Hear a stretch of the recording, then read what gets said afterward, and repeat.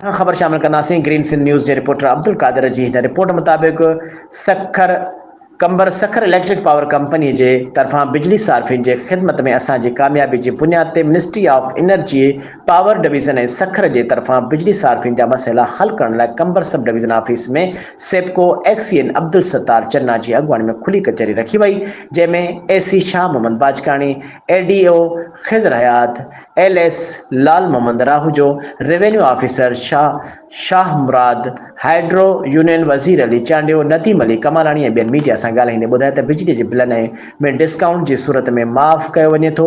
बिना नोटिस जे लॻायल deduction bill काटिया वञनि था। वधीक मथियनि सेप्को उहिदेदारनि ॿुधायो त बिजलीअ जे बिलनि में बक़ाया रहंदड़ सार्फिन जे ख़िलाफ़ एफआईआर दाख़िल कराइण मसइलनि जो हल न आहे।